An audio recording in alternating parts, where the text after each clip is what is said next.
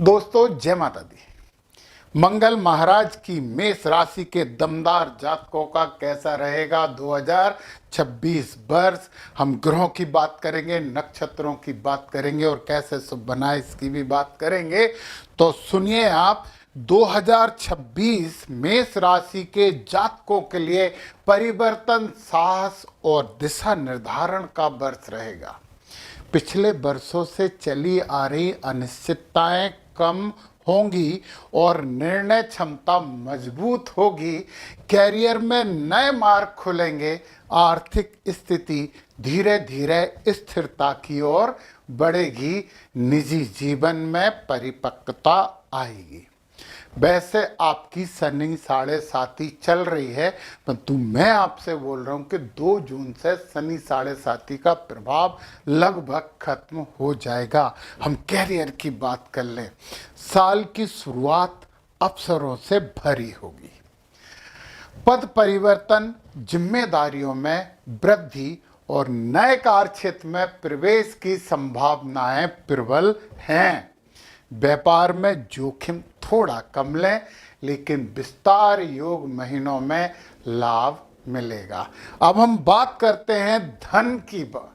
2026 में आय बढ़ने के संकेत स्पष्ट हैं, पर फालतू खर्चों पर नियंत्रण रखना होगा।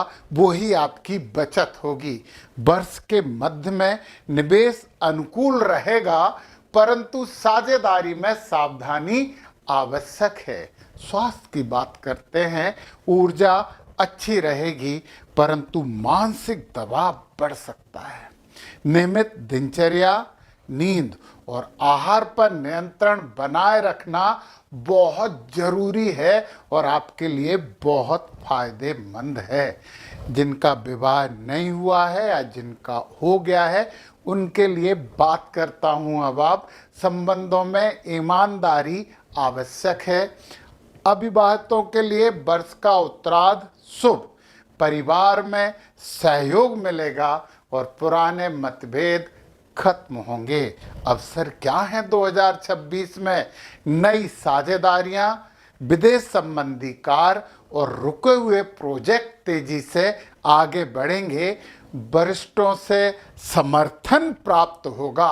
कौन सी चुनौतियां हैं जो आपको भुगतनी होंगी? क्रोध, अधीरता, जल्दबाजी ये नुकसान दे सकती हैं। कानूनी या दस्तावेज संबंधी मामलों में समय पर सतर्कता रखें, मतलब सतर्कता से दस्तावेजों की जांच कर लें तो बहुत अच्छा होगा। अब कुछ बातें सुनना है। गुरु महाराज आपके पराक्रम भाव में बैठे हैं और पराक्रम भाव से गुरु महाराज 2 जून से कर्क राशि में आ जाएंगे। यहां आ गए गुरु महाराज 2 जून और अपनी उच्च राशि में आ जाएंगे। आपके सुख के भाव में आ जाएंगे। सुख में वृद्धि होगी। जमीन जायदाद कुछ ले सकते हो, लेने की कोशिश कर सकते हो, मूड बना सकते हो। और गुरु की जो नमी दृष्टि है वो यहाँ पे शनि महाराज पे पड़ रही है और शनि महाराज गुरु की ही राशि में। इसलिए मैंने बोला था कि ढैया का प्रभाव आप पर कम हो जाएगा। 1, 2, 3, 4, 5 गुरु महाराज 5वीं दृष्टि अष्टम भाव पे डाल रहे हैं। 2 जून के बाद की बात है और आपको कुछ ना कुछ रिसर्च में, गूढ़ विद्याओं में पारंगत करवाने का इनका मूड है। मैं नक्षत्रों की भी बात करूंगा। ये तो गुरु महाराज की बात हुई। अब हम राहु की बात और कर लें।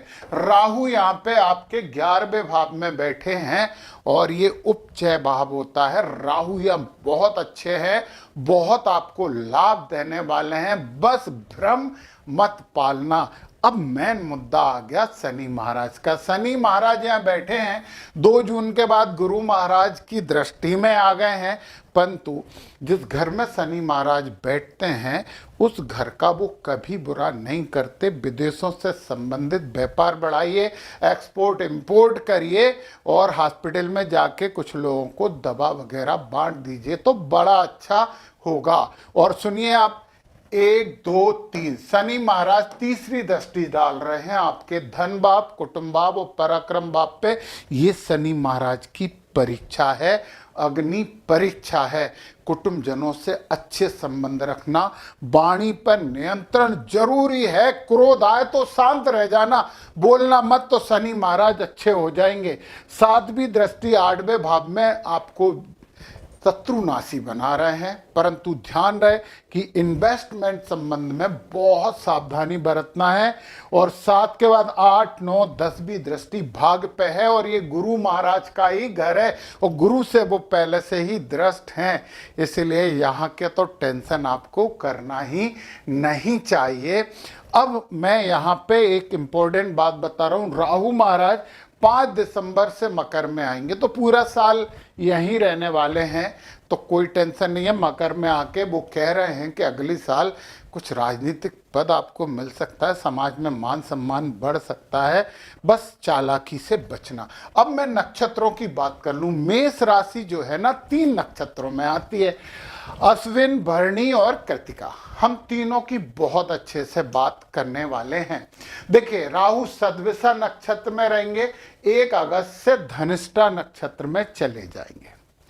अब यह इंपॉर्टेंट बात यह है कि राहु 1 अगस्त के बाद धनिष्ठा नक्षत्र में चले जाएंगे, तो जो अश्विनी नक्षत्र है ना, उस अश्विनी नक्षत्र को धनिष्ठा नक्षत्र का जो मंत्र है वो प्रत्यरी नक्षत्र है आपके लिए।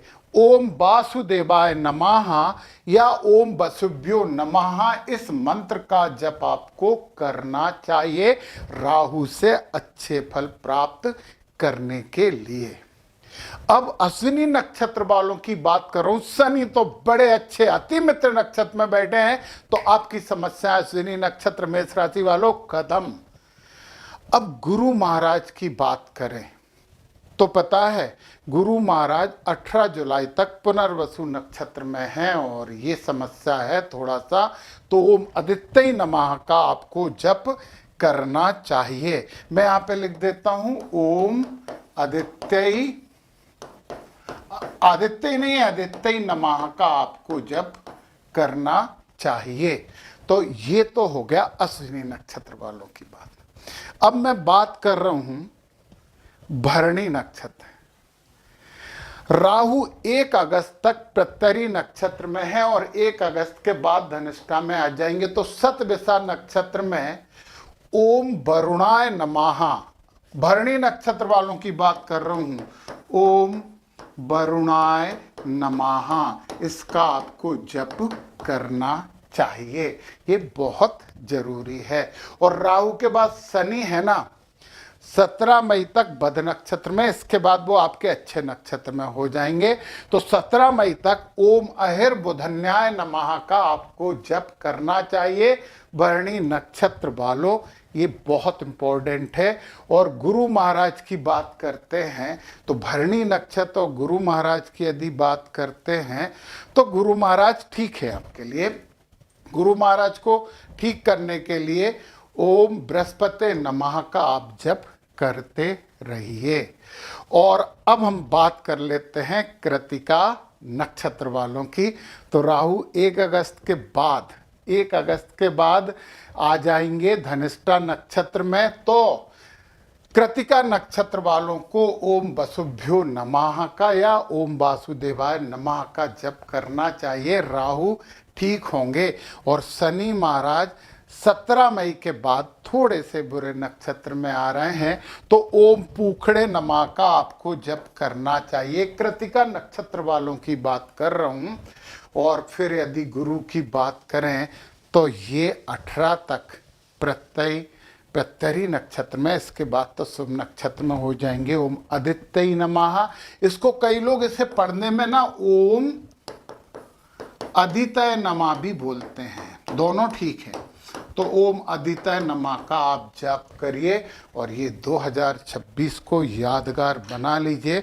जब हमारी 7.5 चलती है तो एक देवी जी का मंत्र है, जयंती मंगला काली भद्रकाली कपालिनी दुर्गा क्षमा शिवा दात्री स्वाहा स्वधा नमोस्तुते। इस मंत्र का जप करते रहना आपके लिए बहुत उत्तम होगा। तो एक अच्छा साल अच्छे से गुजारिए। जय माता दी।